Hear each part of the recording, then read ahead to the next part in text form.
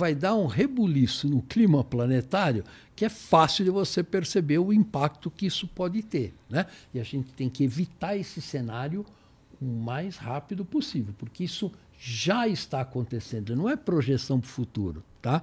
Que a gente está vendo com os incêndios em Los Angeles, com a enchente no Rio Grande do Sul, secas na Amazônia, é uma amostra grátis do que nós vamos ter no futuro, nas próximas décadas. Isso é muito claro. E quanto mais cedo a gente reverter esse processo, melhor para todo mundo. Imagina isso, uma amostra grátis, né? Imagina a desgraceira que não vai ser, né? Então temos que evitar esse cenário. Temos que evitar esse cenário. Assim, se a gente for olhar pro... mesmo que a gente comece a fazer as coisas com bastante agressividade agora, eu acho muito improvável que a gente pare como deveria ser, ou como você está propondo, que é parar de usar o combustível fóssil, a menos porque seja, né, necessário e pronto. Então, a gente também, como você já falou algumas vezes aqui, a gente tem que pensar em se adaptar também. Isso, né? Sem dúvida. E aí, quando a gente fala em adaptar, tem alguma coisa que... não estamos falando de coisas tão sei lá, fugiu a palavra. A gente não está falando de construir uma barreira para proteger o Rio de Janeiro. Não dá. Não dá. Tu tá falando que não dá? Não. Não, eu tava falando só de, sei lá, de um troço meio cyberpunk. E você né? falou um negócio que é legal, né? Que é a questão, você já viu que a maior parte dos países tem um desejo de se tornar net zero. O que significa isso? Significa se tornar neutro em emissão de carbono, né? Essa é uma das piadas mais cruéis que existe, por uma razão muito simples, tá? Mesmo que todo mundo... Veja, a gente pode parar de emitir, de usar petróleo. Isso, temos tecnologia para fazer isso hoje, isso dá para fazer num espaço de tempo muito curto e podemos acabar com o desmatamento de florestas tropicais. Isso é factível. Agora, tornar net zero, né? Ou seja, emissão zero, como é que a gente vai fazer isso se 30% de todas as emissões de gás de efeito estufa hoje são para a produção de alimentos? Como é que você vai alimentar 10 bilhões de pessoas em 2050 e se tornar zero em emissão de carbono? As pessoas não vão comer? Não tem As como, pessoas não vão como. consumir? Quer dizer, isso não existe. É outro factoide, né, que a indústria coloca. Olha, nós vamos andar na direção de se tornar net zero.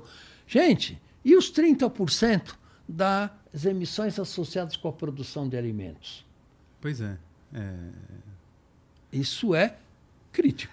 Tem um ponto que é até interessante, levando a coisa um pouco para a física, a questão da emissão de carbono. Carbono é um residual a qualquer forma de consumo humana, basicamente. Né? E não tem jeito, a gente não vai deixar de consumir. Né? Nós mesmos, por si, nós produzimos gás carbônico. Isso faz nós, se a gente for pensar... Respirando. A gente está respirando e a gente pensando nós, vida, seres vivos, como um processo termodinâmico. Né? Basicamente, o que a gente faz respira, mas pega comida, basicamente alimento, e transforma energia em nível molecular. Você quebra isso, transformando em calor e tendo como residual calor, óbvio, trabalho CO2. E CO2. É isso. Então, tipo, qualquer forma de consumo resulta na produção de CO2. Você não tem como o Paulo falou, não tem como fugir disso. Então não adianta a gente querer ser utópico nesse sentido. Mas tem uma outra coisa também que eu vejo, óbvio,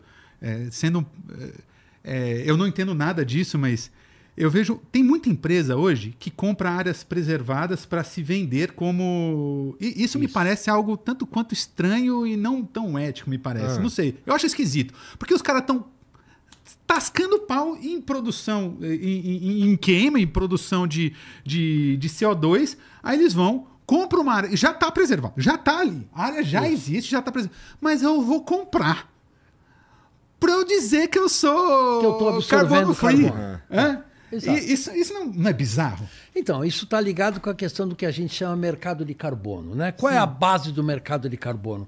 Uma indústria quer aumentar suas emissões na Alemanha, aí ele compra, por exemplo, uma área degradada em Rondônia, e preserva aquela área, deixa ela absorver carbono com a floresta se recuperando. Legal. E aí, com isso, ela aumenta as suas emissões de gás de efeito estufa lá na Alemanha, esperando que o CO2 é absorvido aqui.